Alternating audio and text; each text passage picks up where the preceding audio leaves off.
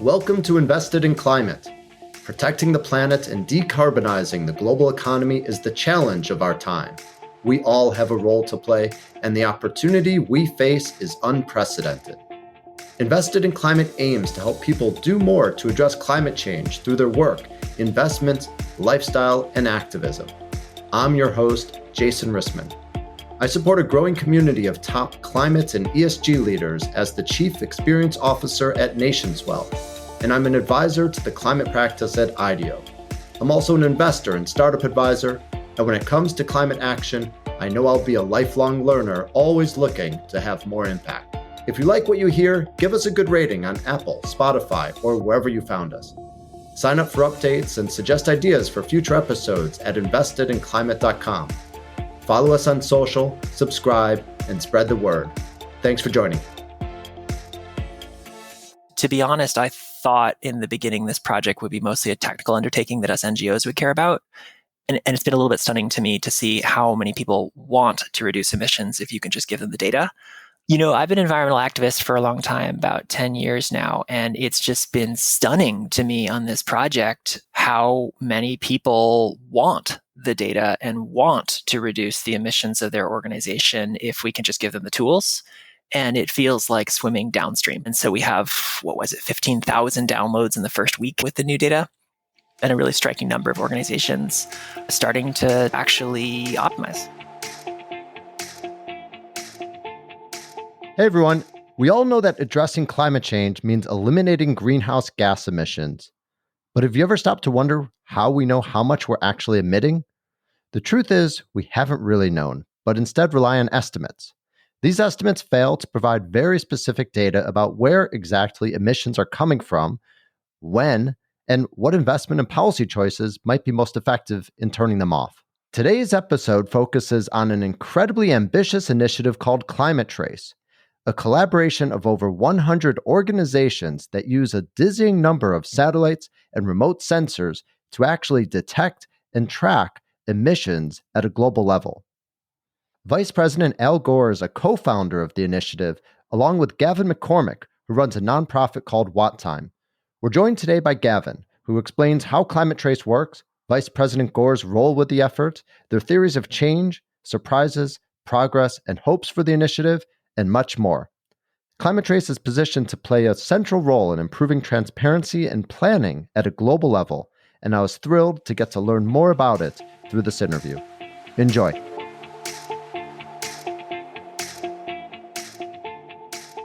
Gavin, welcome to Invested in Climate. So great to have you here today. Thanks. It's great to be here. Where are you dialing in from?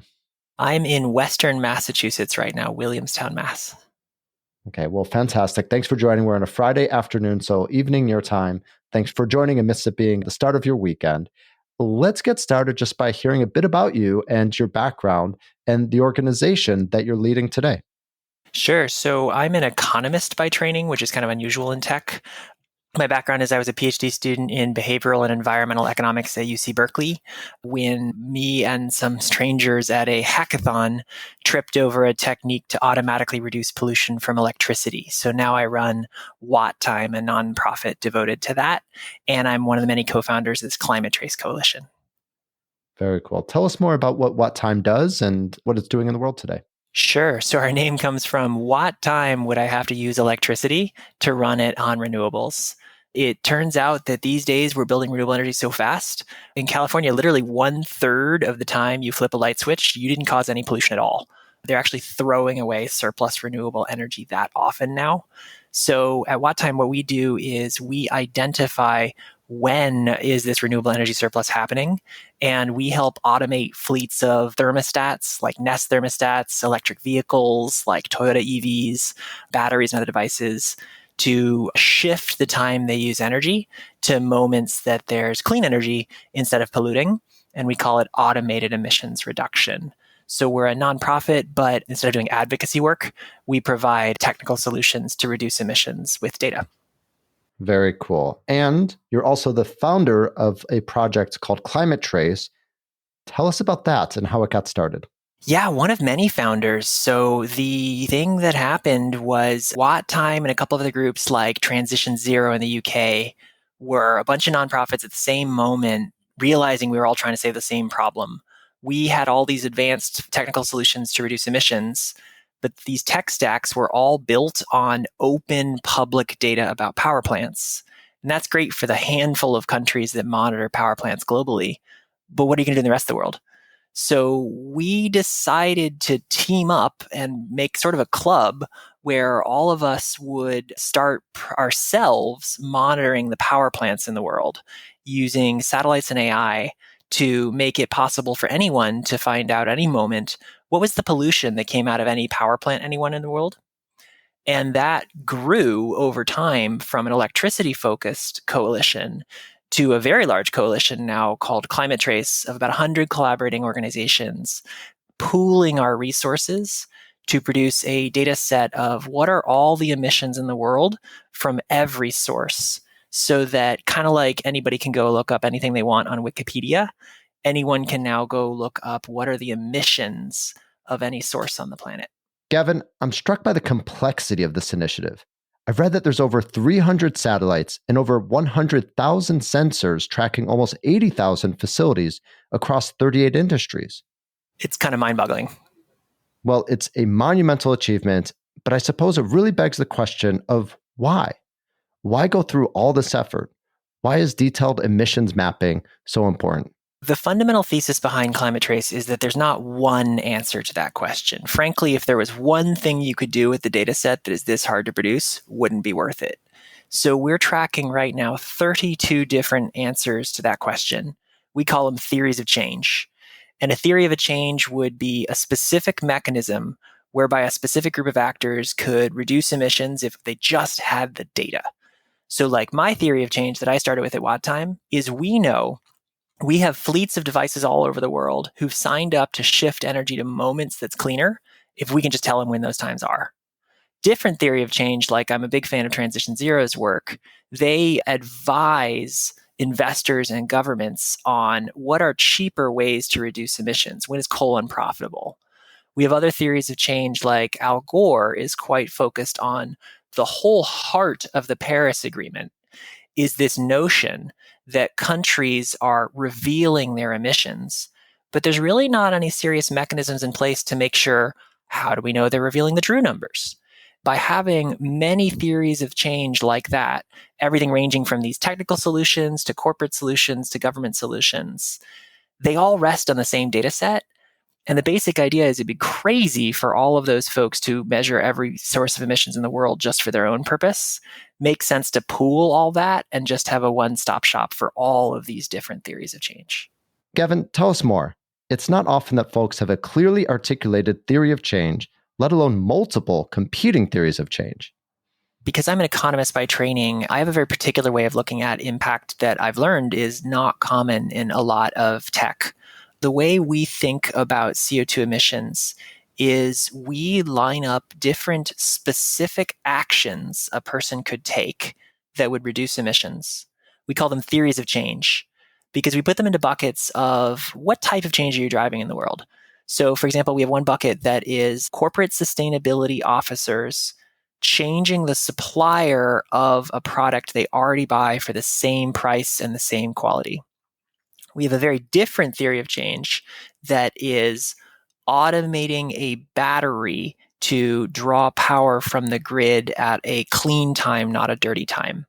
And that will typically come through a software engineer writing code. So what we do is we line up all the theories of change that anybody can think of. We literally crowdsource them increasingly, and we have college students out there trying to think of possible new ways to reduce emissions. And we trim the list to all of the ones where we can quantify if the person does the thing, how will total global emissions be different? And if we can't measure that impact, bottom of the list. If we can measure the impact in small, bottom of the list. But we now have a prioritized list of what are the specific actions that we can name that if people did them, emissions would really go down in the real world. And we know by how much. And then we measure or hypothesize and test what data would you need to make that happen. So for example, if you want to automate a device to the cleanest 5 minutes and you have weekly data, good luck. Or if you want to swap out your steel supply chain and you only have good data on cement, not going to help.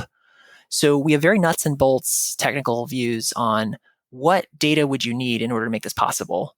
We go through the list, we figure out what would be impactful if people did it. We figure out how hard it would be to build. So we kind of like co-optimize those. And then we pick up the phone and start asking people who could do that thing, would you in fact do it? And we basically, if we have a hard time persuading anyone or it feels like swimming upstream, we move it to the bottom of the list until we are left with a small number of theories of change that are easy to build, would reduce a lot of emissions if people do it. And the people who have the power to do it tell us that if we just get the data, they will pull the lever. And so it's kind of a joint optimization problem that leaves you feeling like you had to do a lot of prep work and the remaining impact is oddly easy. So it's sort of very satisfying. Wow. Well, you are using advanced science through a data-driven approach to track incredibly complex data sets from around the world. Are you using that level of rigor for tracking your theories of change as well? No one ever asked that. Yes, we are. So I am originally an economist by training. And so one of the things that I particularly do in the project is make sure we have rigor on the theories of change. So we have a series of tools. Most of the key tool is really just a big spreadsheet, but we have a number of other projects that really go through theory of change by theory of change. Right. Who are the specific people that would have to take what specific action in the real world to reduce emissions? And what information do we have about the actual amount of emissions that would be reduced if they did that? What data would they need with what level of accuracy, what frequency of update, what sort of coverage would they need in order to make that theory of change possible? And then we prioritize jointly by easiest levels of accuracy to provide and coverage to provide and most impactful theories of change. And then we set our annual roadmap looking at those impact numbers in a big session across the coalition. Okay, so who's winning? Which theory of change is it sounds like a really exciting horse race to some extent, all these different competing theories of change lined up in your data set. Tell us about what are some of the surprises and what are some of the leading theories of change for this project? Right now, the two leaders, one is it's obvious if you think about the Paris Agreement that anything related to that is just fundamental. So first and foremost, making sure that the nations of the world can measure their emissions is fundamental. We've had an interesting surprise in that project I have to get into in a minute if you like, but that's one of the leading contenders. The other was a bit more of a dark horse candidate. It turns out that there are a large number of corporations worldwide who would be very, very happy to swap out their supply chains for sources that can produce the same goods at the same price at lower emissions intensity.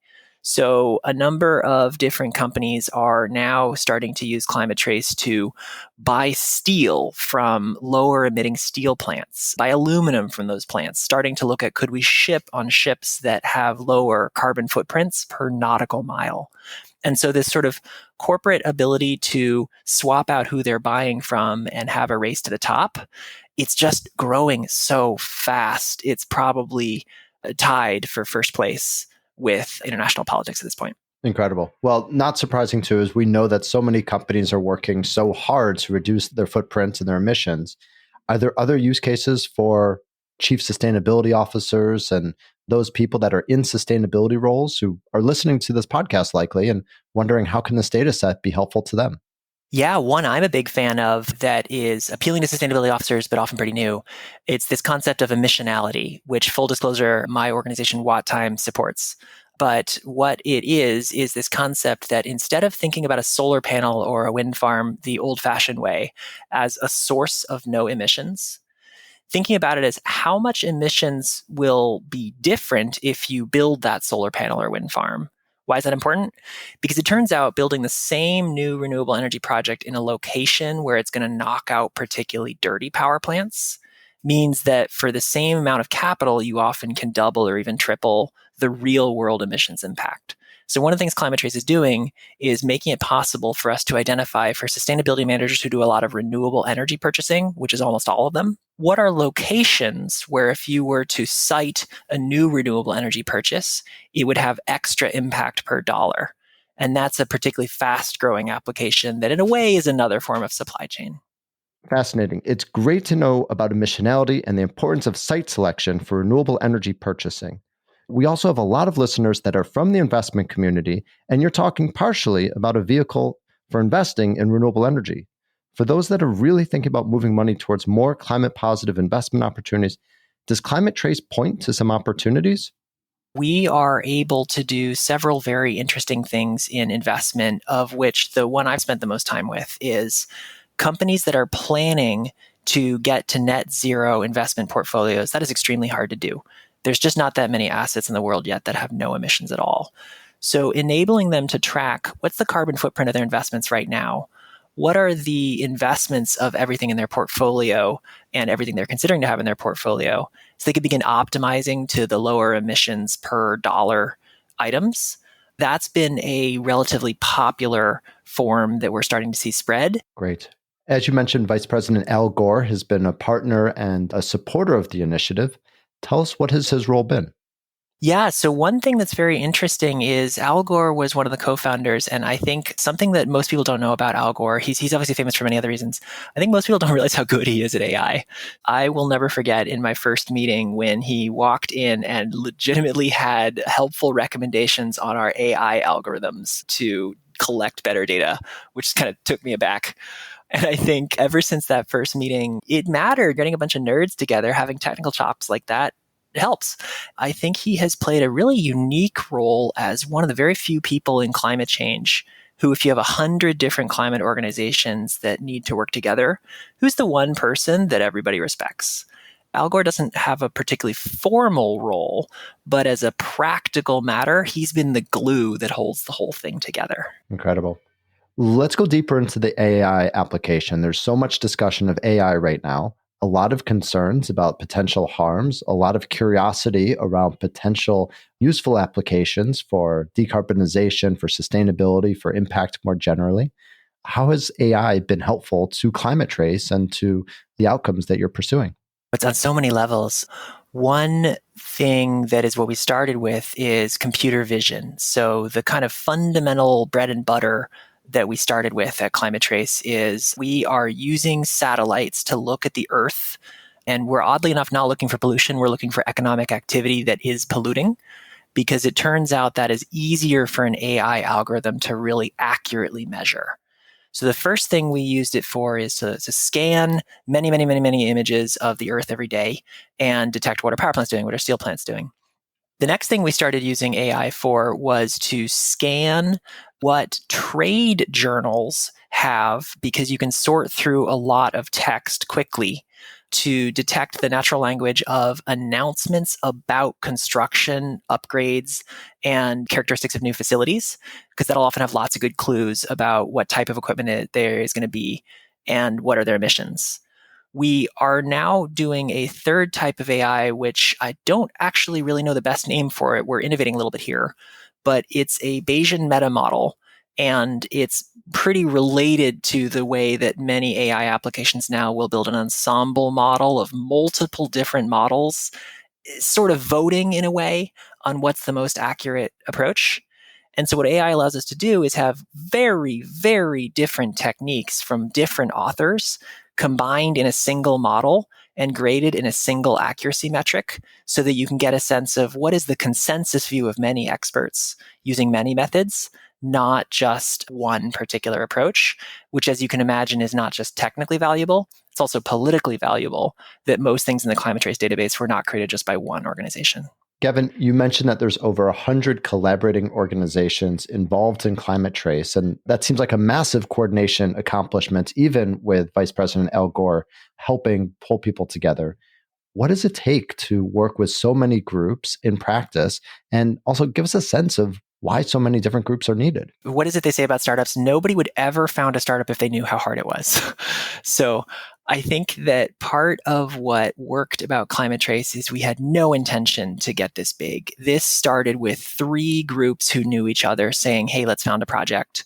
And then we had a simple rule. We said, we're not going to work backwards from the most famous people or the most influential organizations. We're only going to partner with people who show up in their very first meeting and add real value to move the ball forward. So we have a very informal style that is very focused on, we're not going to debate who's on what committee or who gets which title. We are going to have a clear work plan and say, anybody who volunteers to do the next step in the work plan, great, you're in the club.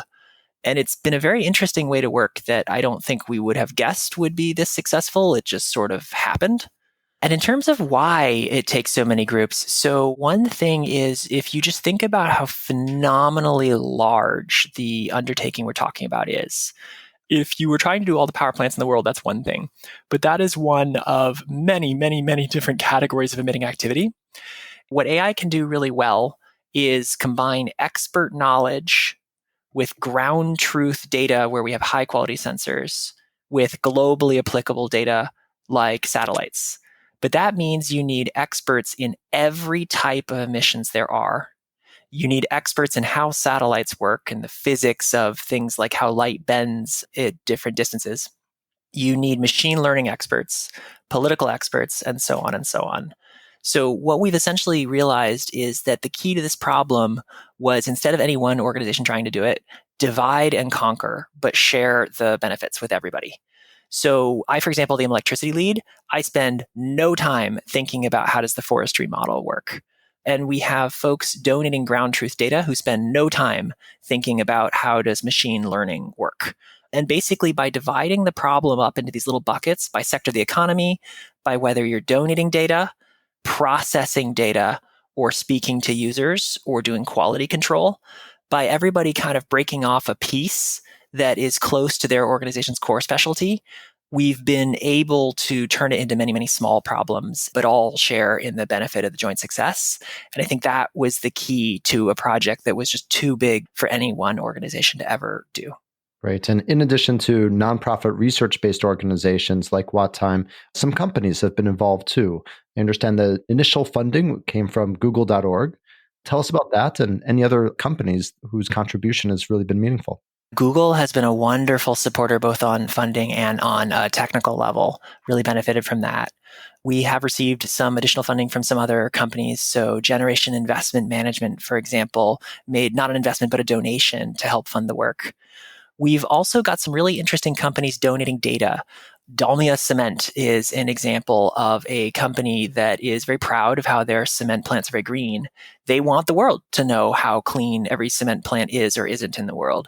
So they're an example of a whole category of company that has been working with us to share what are their sensors saying on the ground about the output of these different facilities so we can calibrate our algorithms. And then we are also working with some companies who are providers of data. Blue Sky Analytics is a good example of a for-profit company that is in the business of monitoring emissions from space. And then maybe a final category would be there are a lot of satellite data providers who are either donating or in some cases selling us data. That is what powers the whole system. Well, Gavin, I think you've painted a clear picture of the type of coalition it takes to pull off an effort like this. And the initiative has been in progress now for a few years. So I'm curious, what has it achieved so far? On a technical level, we in our first year set a goal of estimating the emissions of every country in the world. And that was the first year. The second year, last year, we set a technical goal of measuring 72,000 of the largest individual sources of emissions in the world, like steel plants, power plants, planes, and ships. And this year, our goal is to measure the 70 or so million largest sources on the planet. So really trying to hit that comprehensive global coverage at this very detailed level. That's our technical achievements. In terms of the impact, a project like this doesn't have impact on day one because so much of it is just building the thing before anyone can use it. But we are beginning to have users. We have some car companies, for example, now who have actually begun swapping out their supply chains for cleaner facilities. We have some state governments around the world who are using these data to take another look at their investment portfolios for reducing emissions, or what do we call that in policy speak? We have a number of banks. As the project accelerates, what we are really looking forward to is at COP28 this year in the first week of December, we're planning on unveiling a number of the users who signed up in the last few months who are hoping to kind of reveal their names with a bang. So I'm not going to name some of them, but it has been really striking for me as an activist. To be honest, I thought in the beginning this project would be mostly a technical undertaking that us NGOs would care about. And it's been a little bit stunning to me to see how many people want to reduce emissions if you can just give them the data.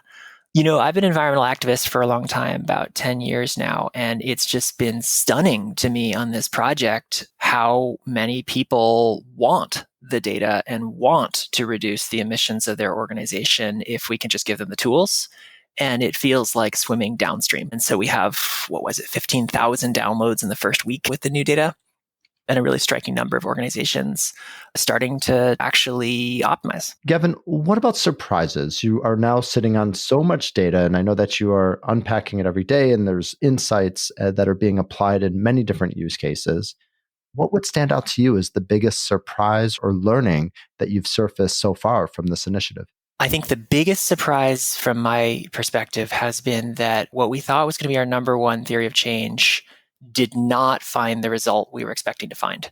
So the reason we began monitoring the emissions of countries and their submissions to the Paris Agreement is there had been a widespread belief on the part of many climate negotiators that because there wasn't much monitoring and verification, surely countries must be lying to each other. And I think the just jaw-dropping result we found in our first year is how honest countries have been with each other. And that hasn't made the news as much because it's always more popular to say somebody was worse than you thought. And a story that actually everybody was dealing with each other in largely good faith is not necessarily headline grabbing, but is transformative in terms of what it actually means for a group of human beings in the Paris Agreement who need to cooperate with each other. So I can't think of a surprise bigger than learning that the data were actually very good. Wow, that is incredible. I agree. It really is a bit of a surprise to hear that countries are being so honest with each other. Of course, while it's an encouraging surprise, we can't assume that countries will forever be honest. And so the transparency Climate Trace creates is really important. What about surprises on the technical side? Things that you didn't anticipate in regards to how you'd actually collect and analyze data at this scale? One of the things that people find really surprising about Climate Trace is that if you're trying to use satellites to find emissions, you would think that looking for emissions is how you do it. And the fact that we have figured out that looking for CO2 from space is not the best way to find CO2 from space, I think is just kind of an interesting technical footnote. Okay, so you're leaving us on a cliffhanger here. Okay. One of the things we learned is that the background level of CO2 in the atmosphere is so large now, and wind being what it is, that if you see a bunch of CO2 in the atmosphere, doesn't necessarily mean it came from there. We sort of assumed initially when we were starting to work with satellites that the satellites which can see CO2 in, I think it's infrared, would be the best way to detect where emissions are coming from. And it's just been a really interesting learning that you can actually get better accuracy out of models calibrated against the sensors on the ground that can say what's really happening if you don't prioritize looking for emissions directly, but instead you prioritize looking for things that are really, really easy to see with high accuracy that are correlated with emissions. So like Climate Trace looks for steel mills that burn above a certain temperature. We look for vapor plumes and heat plumes in rivers coming from power plants and other indirect signals of emissions. And to our surprise, that has actually produced better correlation coefficients and predictors of emissions than looking for emissions themselves. Thanks, Gavin. That is really interesting, and I think illustrates in just one small way how much complexity there is in what you're dealing with. Let's talk about what comes next for Climate Trace. I've read that one next step is to release comprehensive facility-level data representing all major known sources of emissions, including monthly and weekly data. That sounds like another monumental achievement. What will that data enable? And what do you hope it will achieve? So our goal this year is to first and foremost cover the whole world. And then starting next year, we want to bring down that time granularity towards weekly and eventually hopefully close to real time. Those are both technical goals. And so why are we doing that? We prioritize global coverage first and foremost because what global lets you do that has never been done in history is to cross-check all the data against each other. So one of my favorite examples is if you add up the supposed carbon footprints of every company that voluntarily self-reports their emissions in corporate sustainability, it does not equal the national total. It's always less. And we don't know if it should because we don't actually have any data on what are all the emissions of all the companies that just chose not to report. Same pattern if you add up all the cities. Same pattern if you add up all the investments. And so right now we live in a world where there are all these people thinking about emissions data, but these systems can't speak to each other. Nobody can check whether anything is true through the simple method of seeing if the numbers add up and seeing how different sources compare.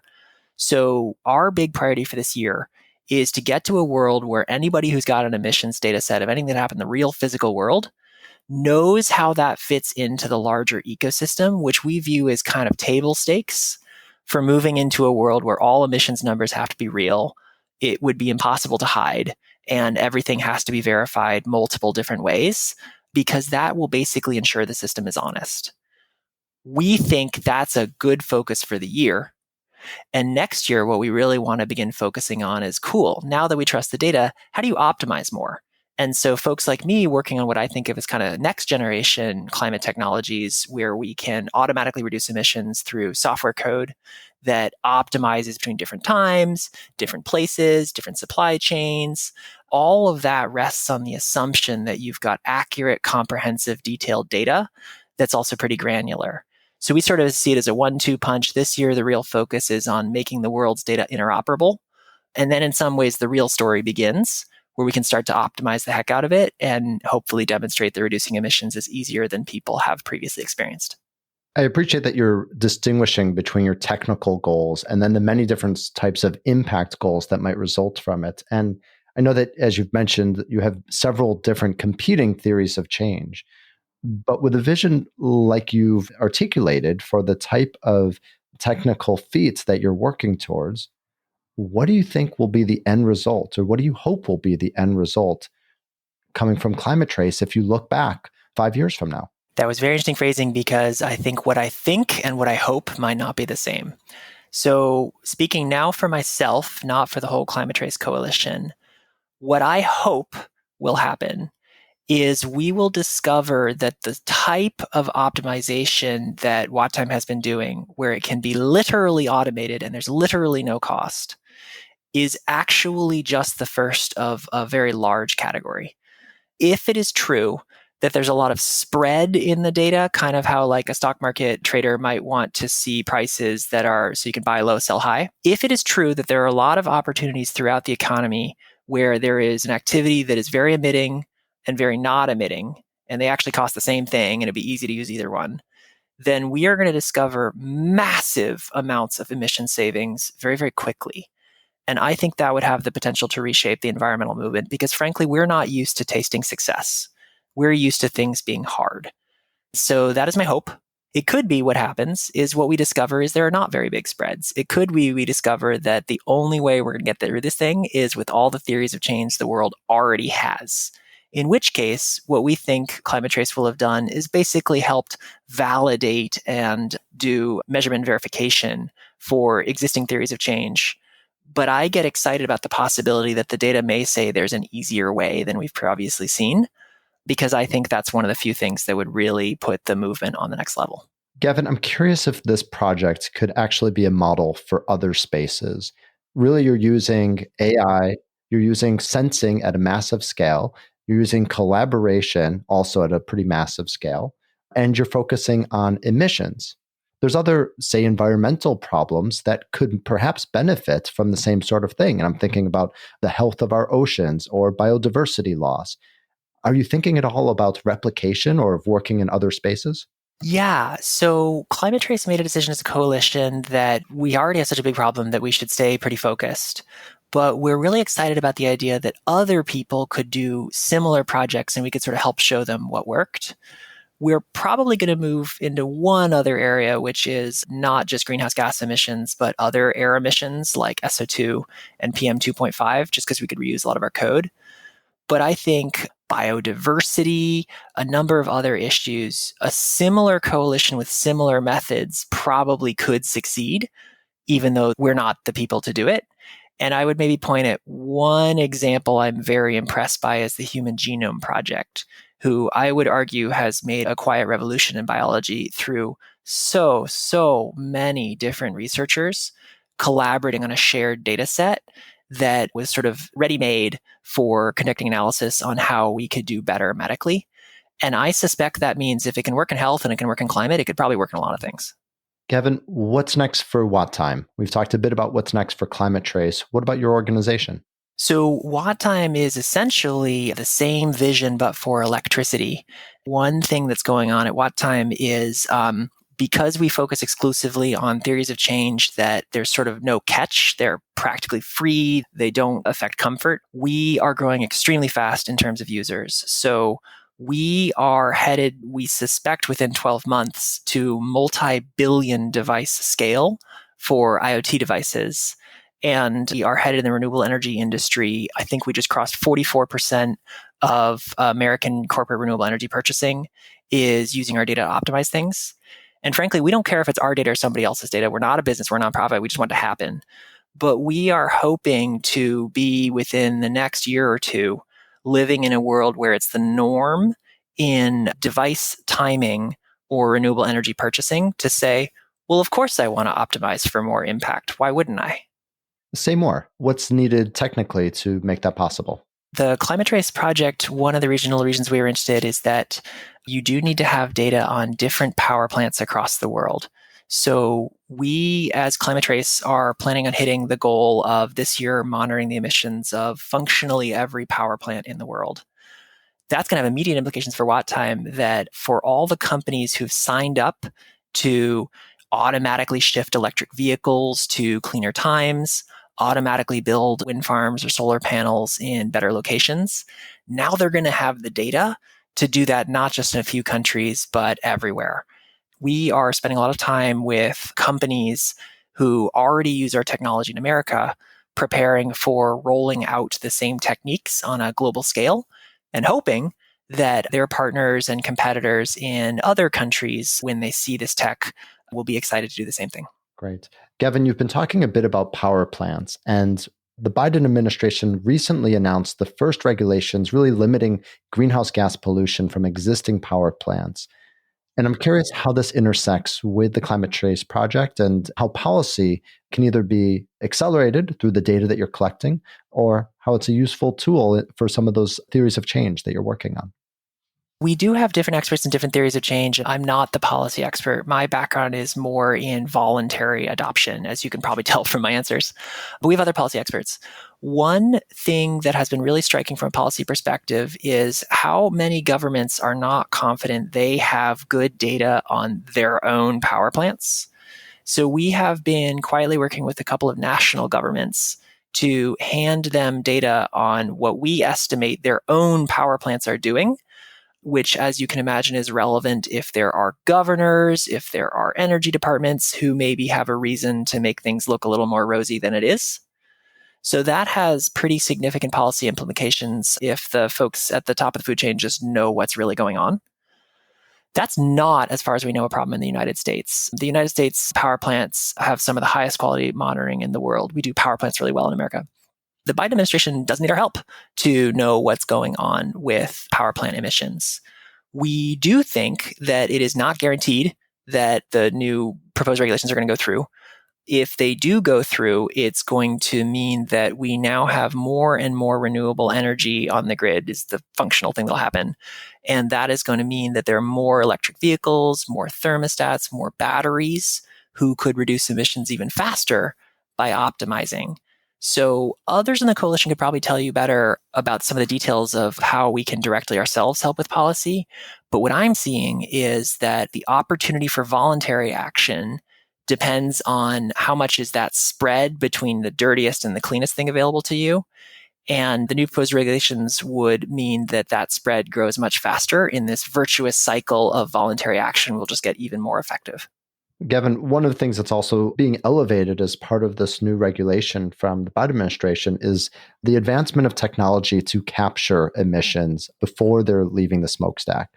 And I'm curious if that's something that you're able to track as well, or if the impact of carbon capture is showing up in the data in some way. To be honest, it's so rare still, it's functionally not showing up in the data yet. So we are aware of it and paying attention, but the reality is there's barely any plants out there really doing it yet. So it hasn't made a big difference in our data set. We hope that changes soon. Gavin, for listeners really inspired by what you're doing, What can they do to help? Yeah, so Climate TRACE Coalition, you can jump in and help. We have a lot of volunteers who do things like look through different data sets and figure out which ones we think we can believe and help put them in our database. We are philanthropically funded, so we accept donations. And one form of donation we accept that most groups don't is data. So if you work at a company or for a government agency that has any data on emissions, economic activity, kind of details of how planes, ships, power plants, any of that works, we would love to accept your donations of data. And the nice thing about donating data is it doesn't cost you a thing and you get to keep it, but it helps make our AI more powerful. So we would love anybody who is inspired to jump in on any of those things. Great. Gavin, thank you so much for your time today and best of luck with this important project. Thank you very much. It was wonderful to be here. Thanks for joining us for this episode of Invested in Climate. Please remember to rate us on Apple, Spotify, or Google. Find show notes, sign up for updates, get in touch, and visualize your climate action at investedinclimate.com. This podcast is for informational and entertainment purposes only and does not constitute financial, accounting, or legal advice. Thanks again.